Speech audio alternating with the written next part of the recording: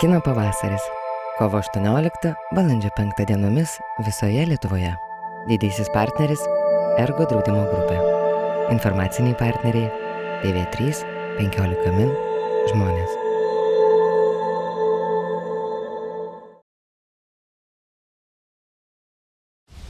Mūsų karta pirmoji supratusi, kaip iš lėto kenkiame gamtai.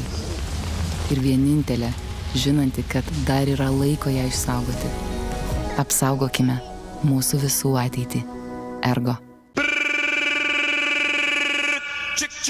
Geriausius kino pavasario filmus parodys žiūrimiausia televizija TV3. Šeštadieniais 22:40.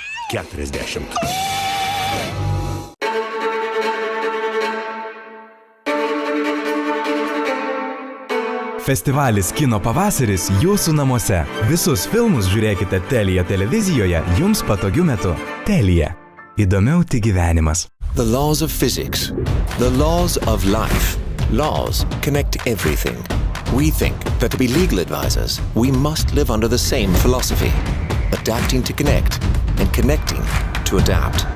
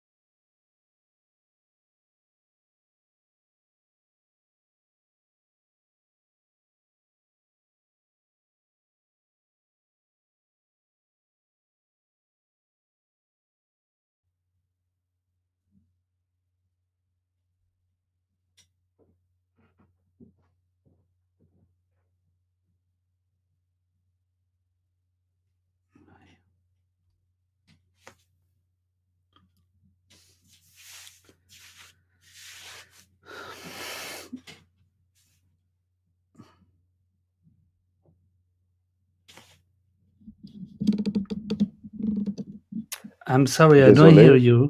Yes. No, this was my mistake. My microphone was muted. So once again, hello everybody. Welcome to what is the last but very important day for Kino Pavasaris, for our festival.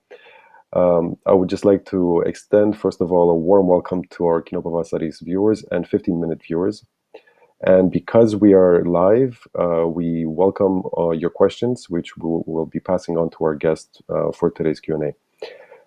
I'm delighted and quite honored actually to be moderating this Q&A for Monopoly of Violence, which is a film that was selected as last year's Cannes label, and in particular it was one of the few films that actually received the Quinzaine des Réalisateurs, Directors Fortnight label.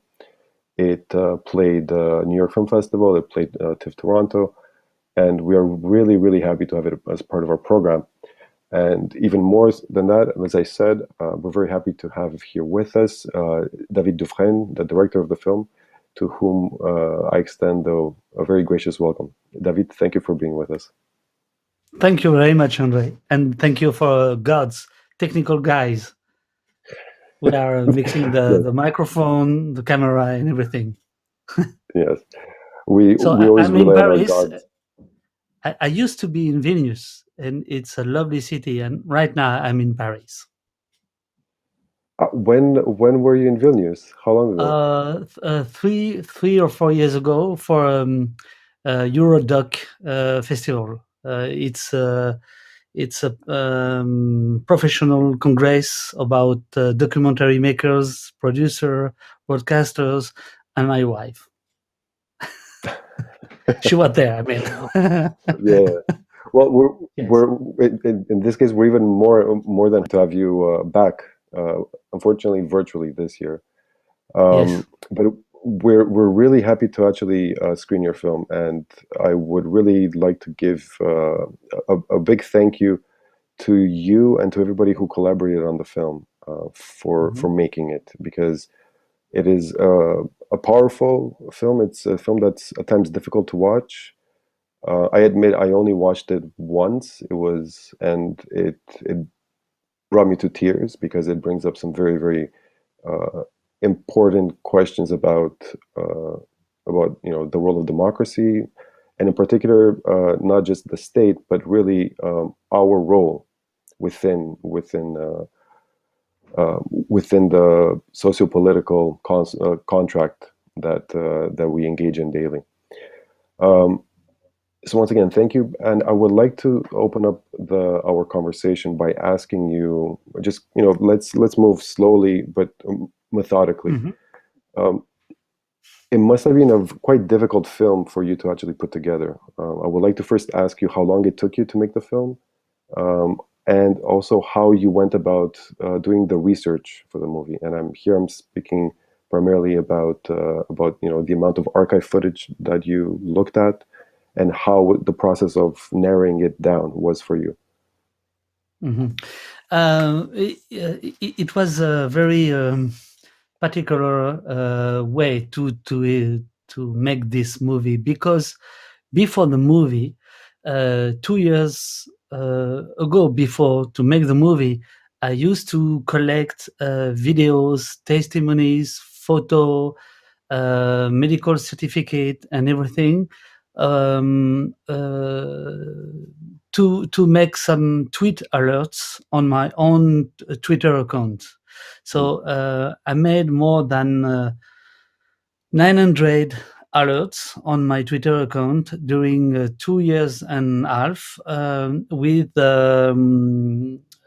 pictures, with videos, and so it was like a research that I didn't know to make a movie. I mean, at the very beginning, the idea was not to make a movie, but when we start to make the movie, in a way, it was easy to find the archive, because everything was on my computer. Not everything, because what I did is I call and I give mails to all the people, telling them, okay, we want to pay you. Do you have more pictures? Do you have more video footage and everything? So after 2 years and a half of researching, we start to shoot the movie, to shoot the conversation, what you heard with people talking in the movie. And in a way, it was a very simple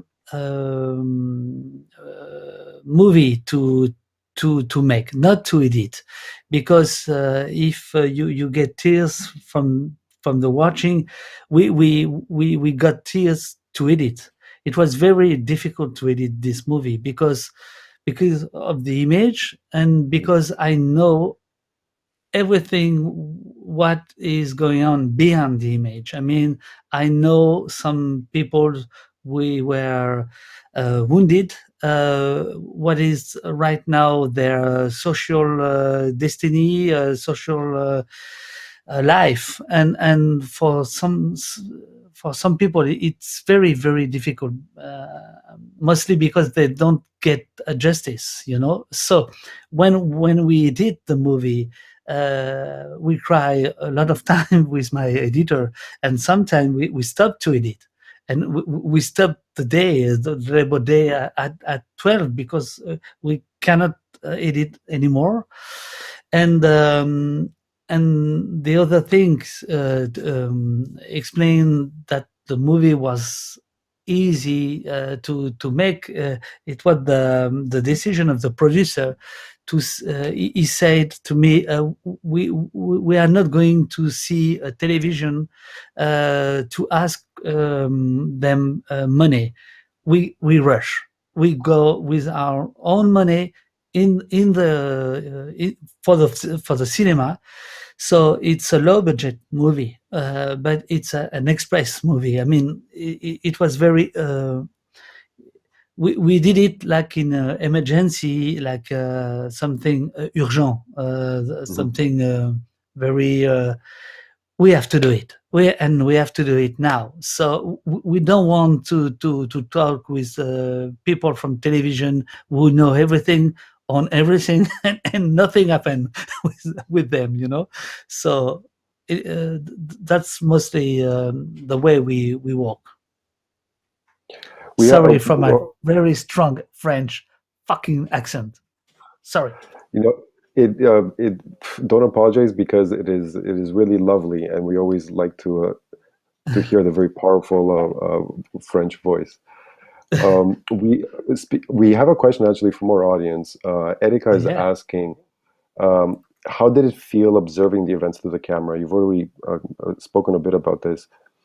Do you mind telling us more about your reactions to seeing the footage? And also, did you film yourself anything besides the interviews? What I filmed was only the very quiet scene, after or before the chaos thing. Sometimes I get back in Champs-Élysées, and I film only, the Fouquet's, the famous restaurant, or some places, some street, very calm, very simple, just saying, okay, so building are rebuilt, and everything is going on again, without no traces, no nothing, except for the corpse, for the bodies, No, for example, the very last image of the movie, when the guy lost his hand, what we don't say to you is that guy is a plumber, and right now he can't be a plumber anymore, because he lost his hand, one hand, so he cannot walk anymore. He cannot to be a plumber again. So this is the reason why it was very difficult to edit, because we didn't we ask to all the people in the movie, are you agree to be in the movie like this? We don't want add violence on violence. So it was very important to be respectful to that people. And speaking of people, can you tell us a bit about how you chose the different people that speak on camera?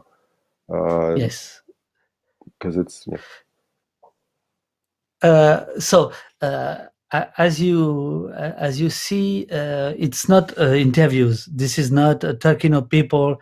It's not people talking to me, but this is conversation. This is like a debate. Some people know the other one, but mostly they didn't know the other one. It was like a rencontre, a meeting, a surprise.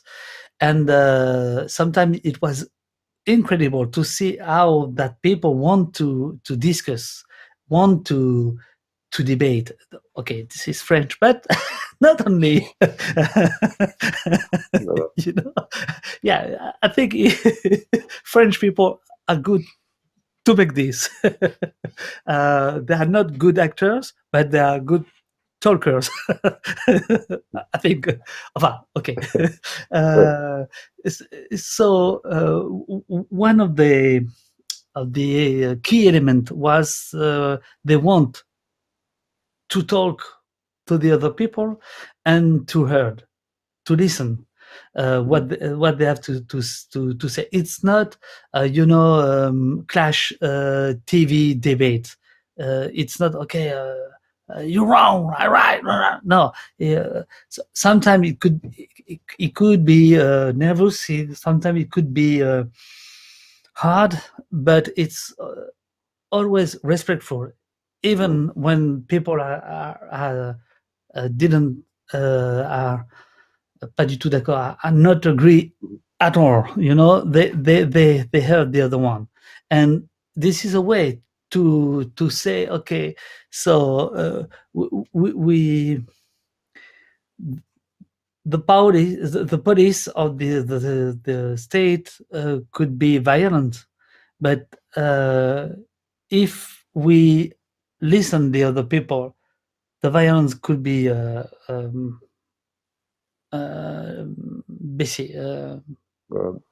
lowered or yes. Yeah. This is, I mean, this is one of the aspects. So sometimes some people in the movie, I know them for 30 years. For example, the general from gendarmerie, so from police, I know him in a very, very old French affair scandal in Corsica, the little island. He was right. He didn't accept a very bad order. I know them at that time. It was 25 or maybe 30 years ago. And when I called him, he remembered me because I made a portrait of him in Libération, a French newspaper. So he remember, okay, oh yeah, I know you guy, okay. And sometimes some people, I discovered them on during the filming. For example, Melanie, the lady at the middle of the movie, she speak about the violence from state, and she speak during more than 3 minutes in plan séquence. I discovered her in the movie because she came with the other girl. I know more, and this is sometimes when you make a movie, a documentary, there is sometimes magic moment like this, and you have to be here at that time. It's right now. It's not tomorrow. It's not yesterday. It's right now. And it was like this. She was so powerful. She was, she need to say that at that moment, and we are lucky to be there. I was going to say, because this is something that is really powerful in your film. There's no introduction to any of the people. Yes. They come to each other, on our screen, but they also come to us without any labels. Be they, which labels, which could be polarizing, which could kind of define also the way that we read them and we read what they have to say. I found it to be, laughably democratic, but it levels the discussion and also our engagement with what is being said. It also, I think, humanizes them a lot more.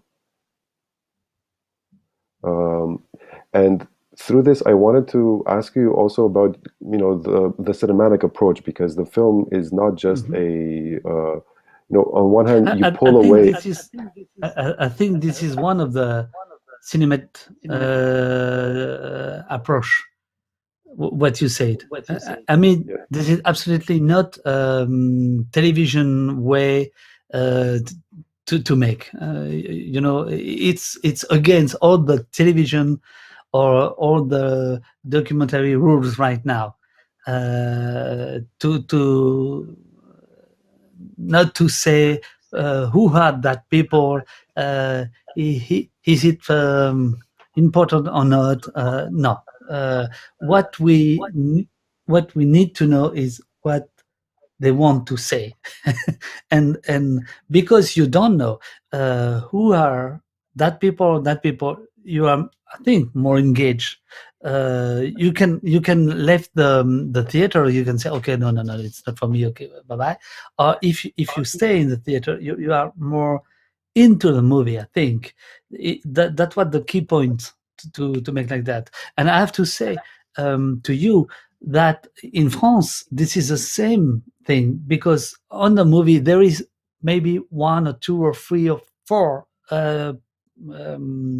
characters, people who are known, but mostly they are unknown, absolutely unknown from the audience. Though this is the same for Venice people that the Parisian people. Don't believe. Okay, in France, everybody recognize this or that guy or that woman. No. That's the same mystery. But you also do this, and this is, let's say, a directorial move that I found really essential to the film, because you reduce everything to its essence, not just dialogue between two individuals, but also the image, the way that you confront these people and you confront us with an image that is larger than them. And you remove not just the dialogue and the images from the media circus that they might have been presented in, and you essentially present them within a black room.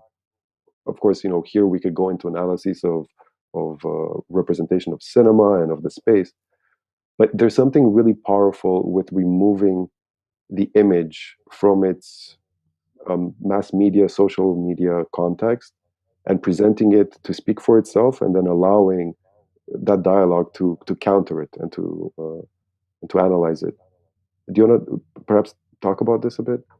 Yeah, for sure. As I said at the very beginning of this interview, I used to post on Twitter a lot of videos, but everybody knows on Twitter or Facebook, on Instagram, that's the same thing.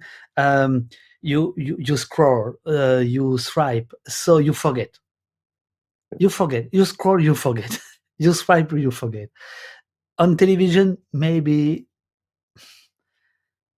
you remember 20 seconds and you forget, and there is something else. Okay, now sports.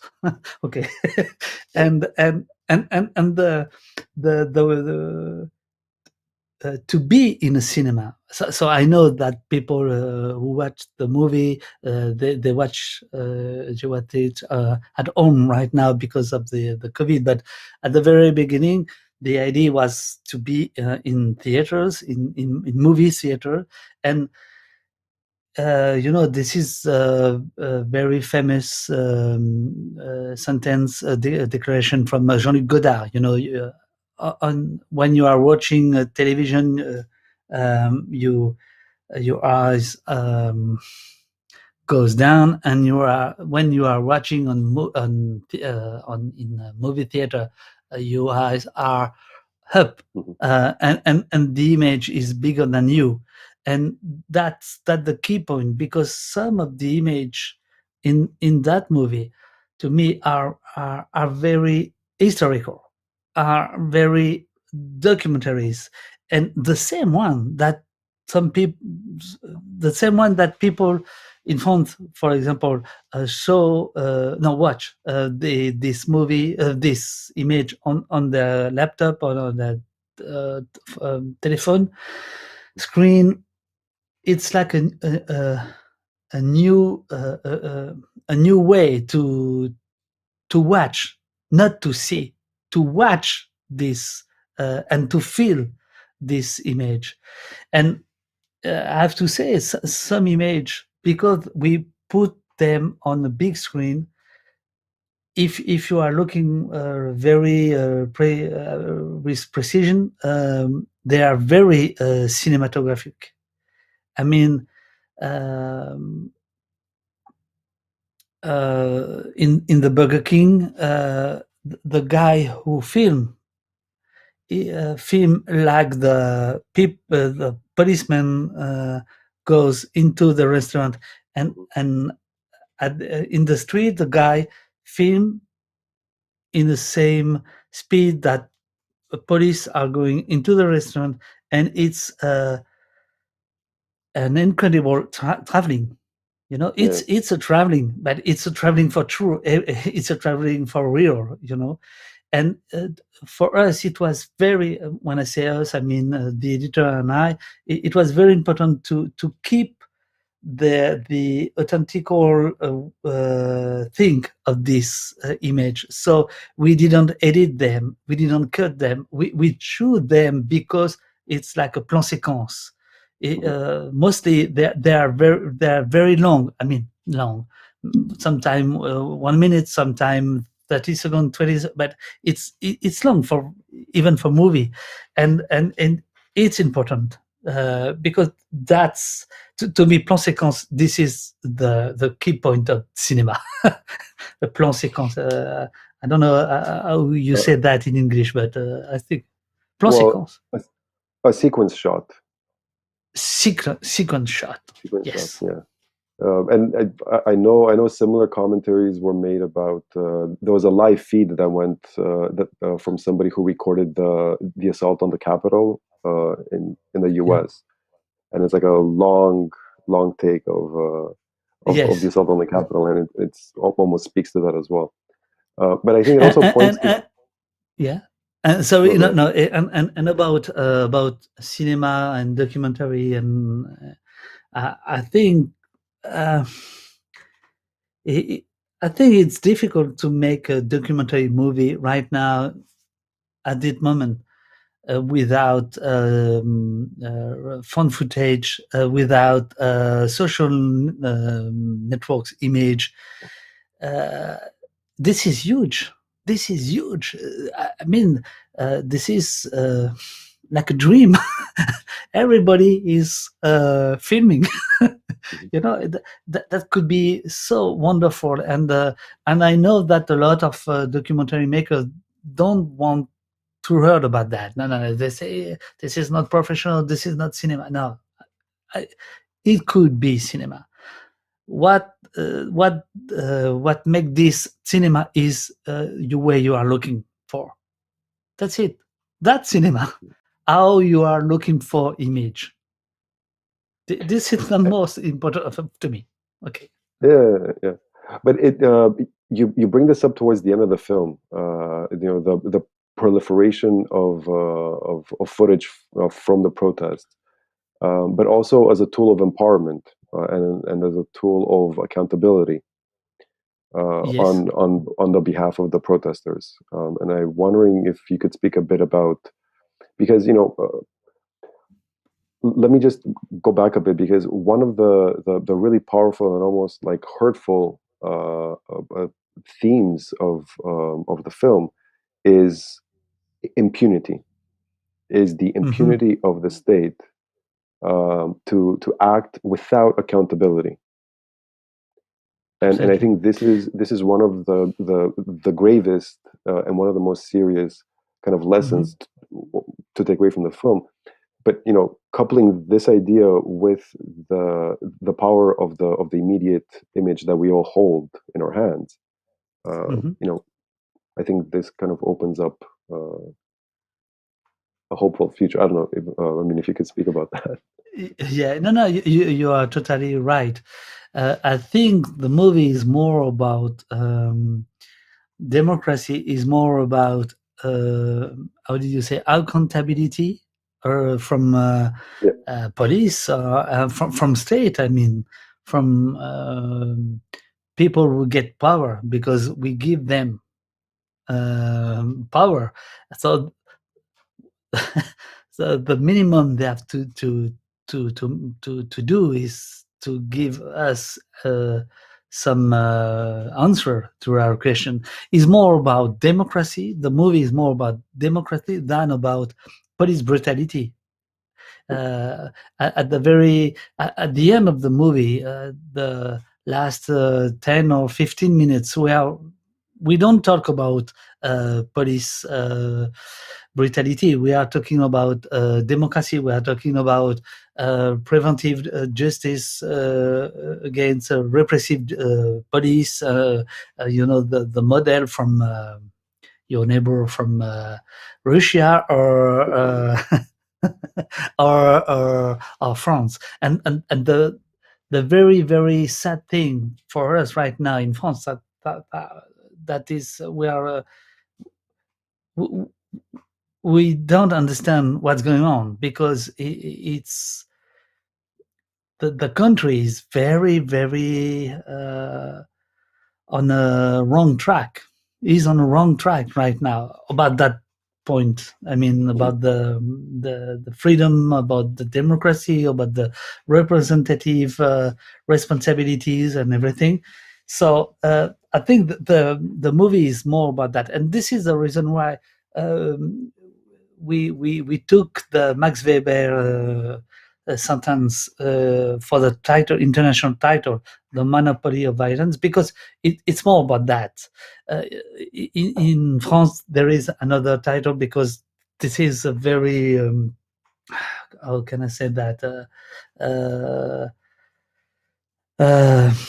It's very tricky, but it's a reference of something happened in France, but it's too Franco-Français. It's too Frenchy.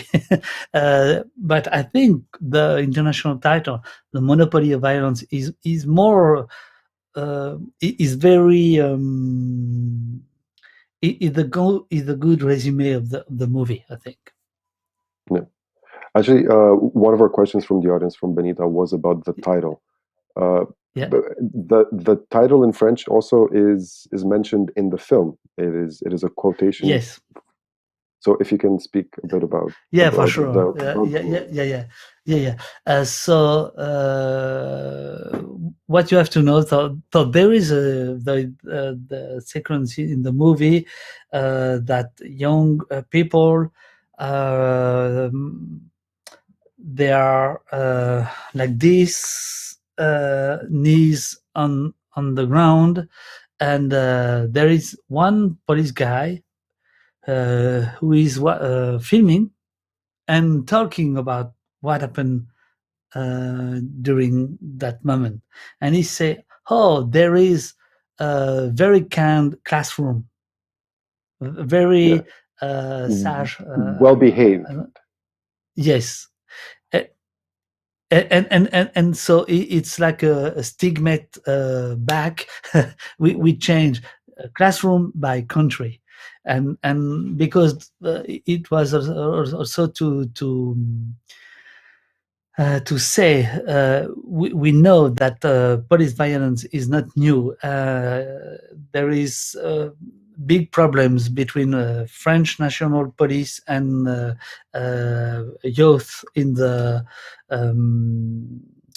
how do you say, in the blocks, in the banlieue, in the banlieue. Yeah. Yes. But also.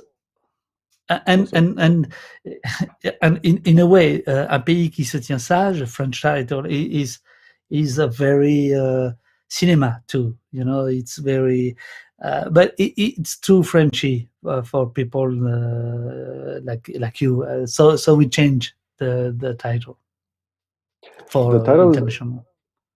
It could also be interpreted as a country who keeps itself informed. Yes. Could it not?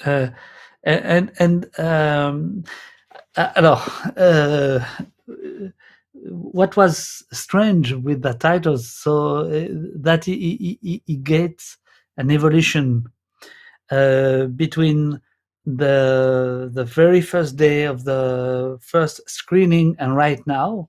There is so many things in France happen and in the world. Especially Corona, okay?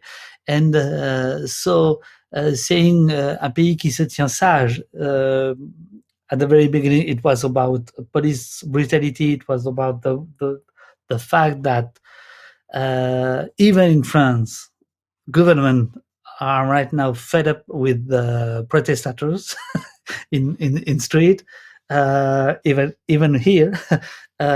And right now, Un pays qui se tient sage mean, okay, everybody is so scared about what happened because of the corona. So everybody is very quiet, is very cool, except here and there. But mostly, this is okay.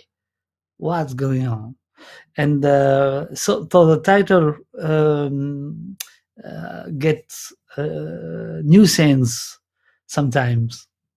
It was interesting during the debate because the movie was at the movie theater, and we made a lot of debates, more than 100 debates in France with the movie. And the more the corona was here, the more the title change of sense for people. Speaking of this, could you tell us how the film was received in France? So, and also because actually one of our programmers is currently living in Paris, and she was telling us that when the film was released for a very brief window of time theatrically, it caused a huge sensation, and people actually, like, a lot of people went to see the film. But this was way back, a couple of months ago. Can you tell us now how the film? Yeah, so more than 100,000 people watched the movie in theaters in less than 3 weeks. So this is very, very important for France, for documentary in France. And I was very surprised to see how much people want to know more about this. I think the movie meets the people and the society. I mean, this is a very big issue, a very big subject of a debate in France and everywhere. Actually, everywhere, especially in democracy. United States, Spain, Belgium last weekend, everywhere. It goes again. I mean, the talking about police come again, like in the 60s, or maybe before. So I was surprised and happy, sure, but I was very surprised to know so many young people in theaters. The audience was very young and very. They want to know. They wanted to know. They wanted to understand what's going on. What's going on? Yes, and yes. Yeah. Well, because this also speaks, I think, to something that is discussed in the film. But on one hand, it is the monopoly of violence, but the film also brings up questions about the monopoly of information, and who holds the information, how it is being disseminated, where the truth lies, and how is the dialogue created or shut off. Yes, that's the reason why we made this scene, this sequence. I mean, about the media circus. In the movie there is 2 minutes about people talking on TV studios, and they are saying nothing, or they are saying shit. I think they don't want to understand. They want to judge. They don't know nothing, and they think they are powerful because they are on TV.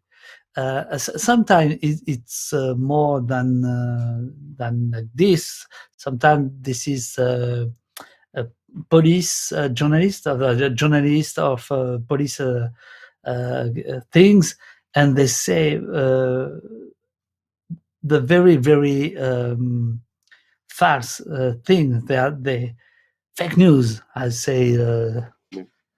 The great Donald Trump, fake news. And yes, during all the time, information was a key point. Before television, before radio, before newspaper, during the French Revolution, during the French Commune, there is a lot of rumors, a lot of talking people saying absolutely fake news. just much before the invention of that term. But right now, the information circus, the media circus, is so powerful, so important. So we decide to make a sequence about that. And because also because I used to be a journalist. I was a former journalist, and I left this branch, this sector, because I was very disappointed to see how people make their job, or they don't make their job.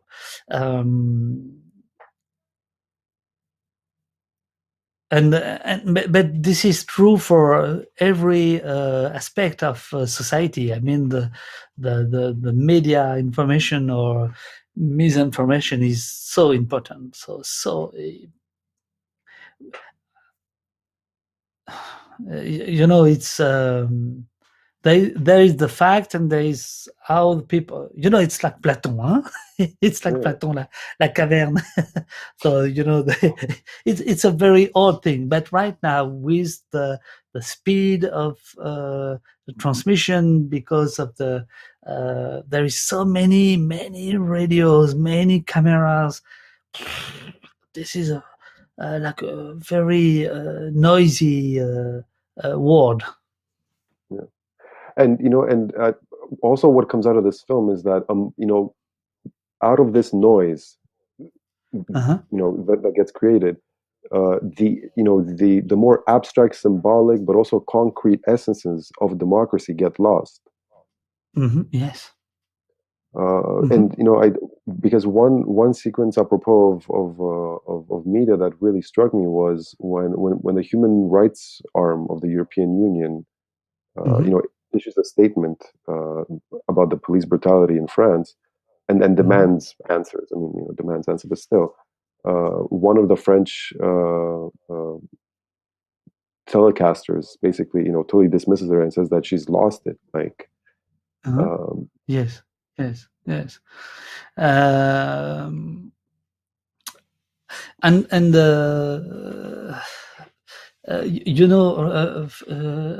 La France sees itself as a very great country. France, country, mother of citizen rights, and we are the best on everything. But this is not true. This is not true. And that sequence was very hard for a lot of people, especially Macron. Emmanuel Macron is very upset about what the international press is saying about him. He's pretty nervous about that.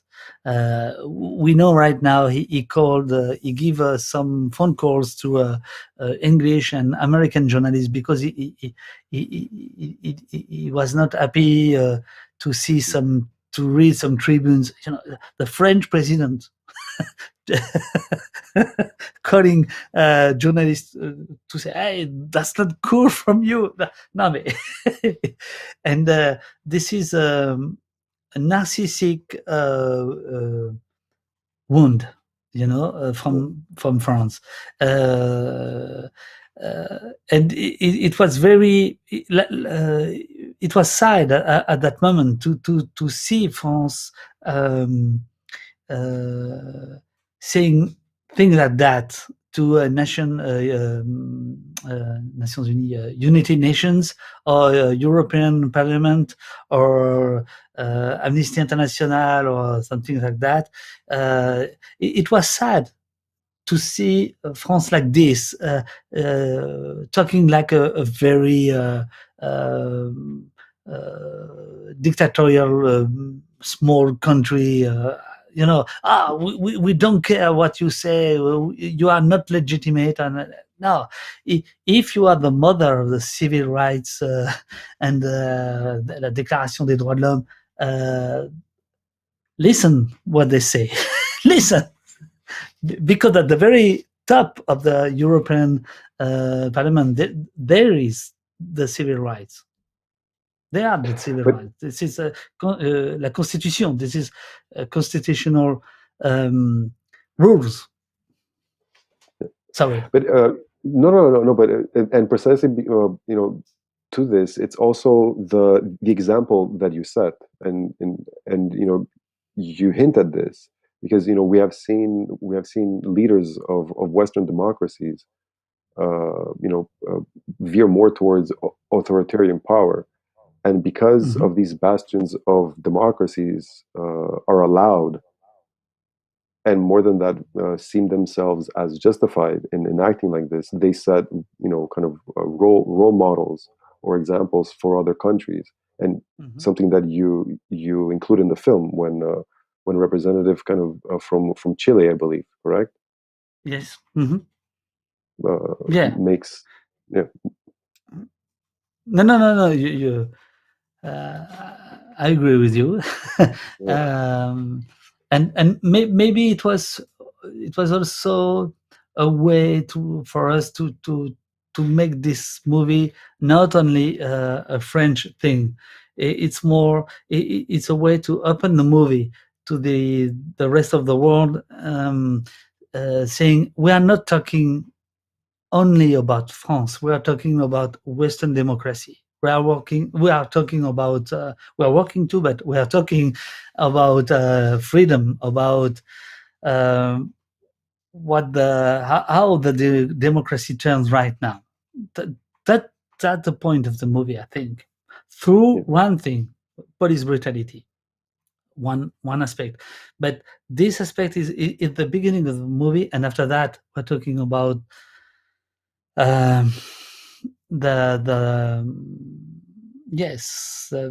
about the power and the freedom. Power and freedom. This was actually one of the questions from our audience. Goda was asking, what are your views on police brutality outside of France? What? Excuse me? What are your views on police brutality outside of France?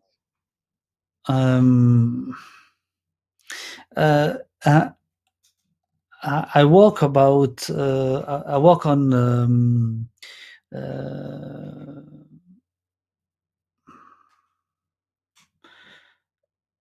how the other country control police. For example, in France, French policemen make investigation on their colleagues, and this is autocentric world. Nothing happened. In England, the guy who controls the police is independent. He is not paid by the same ministry of the guy who have to judge or to make an investigation on them. So the control is more independent. And you mentioned the impunity, and I think the movie is also about the independence of the justice. In France, justice is not very independent, so it's not so democratic. And in Scandinavia, in Denmark, Norway, there is a very great difference with France. It's about the formation. It's about the way they learn to the guys and ladies who are going to be policemen or policewomen. They spend 3 years before to be on the street. In France, it's 8 months. So you see the difference right now. I absolutely don't know nothing about the situation in Vilnius and how the police is or not. everybody knows about the U.S. police and the fact that the U.S. police is so violent. So there is more than 1,000 people lost, people killed a year during police operation. But the problem is different in United States because of the gun, the not gun control and everything. But what we can say is, the more the police is controlled by independence, justice, or people, the more the police is not so bad. So to me, one of the key points is the struggle about the control of the police. Some people, in France and everywhere in the world right now, are going to struggle about the refund of the police, the stop the police, especially in United States. A lot of people say, okay, don't give so big money to the police, give money to the school, to social workers. They're absolutely right, sure. And this is some very deep question like this, that can you turn me optimistic, because there is solution to get the control back on the police. Yeah. I'm very tired. No, I mean, we are actually reaching the end of our Q&A. But before we go, I would like to actually ask you two things. The first is, our theme for the festival this year is to act and or to be, which could be taken, as an existential quandary, or manifest itself as a concrete example in real life. And of course, we think your film applies very, very well to this theme. So I wondered if you have anything to say about monopoly violence and how it would connect to our theme, to act and or to be. A film to act or a film to be? What do you mean? I'm sorry. The theme is to act, or like the theme of the festival is to act. The thing of the theme, oui. Le sujet du festival. Okay, and okay, and what do you want to know from me about that? How to be or not to be, to act or not to act? Okay, acting all the time.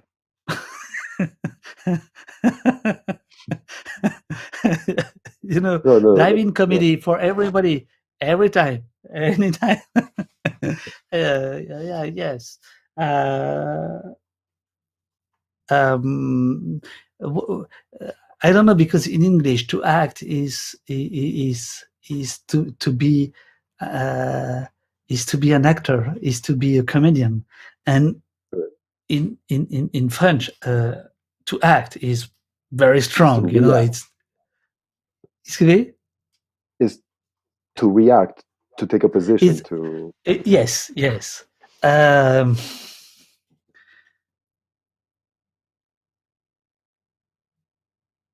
Okay, no, it's being an actor and act to be what you want to be.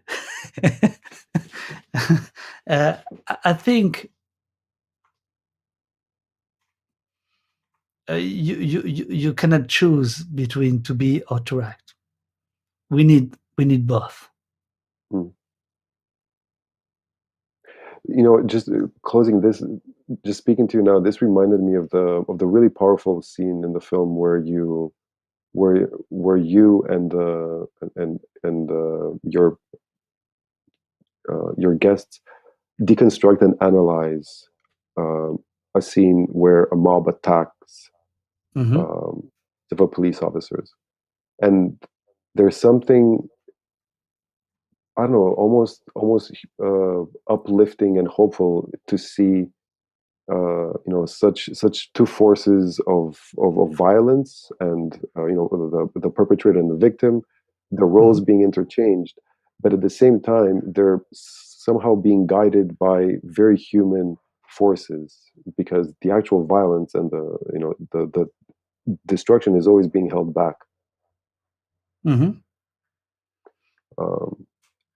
And I don't know. So I would almost bring up that scene to kind of reflect on our theme, to act or to be. Yes.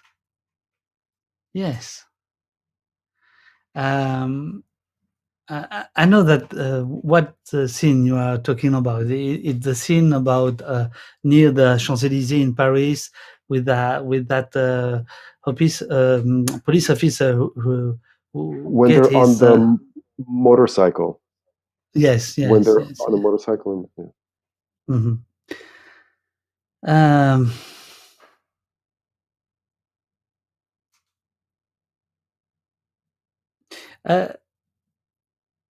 It's not because we are being comedian. Everybody is comedian. We play our life. That doesn't mean we are serious, and we have to act. I think we can be both. We can, yes. But it's very hard to make a philosophical yeah, of course. Conversation with you with my English. I'm so sorry. No, come on. David, we are approaching the full hour. So with that, I would like to, we have no more questions from the audience. I know I did. I said 30, 40, and at the 40-minute mark. Thanks to the people. So,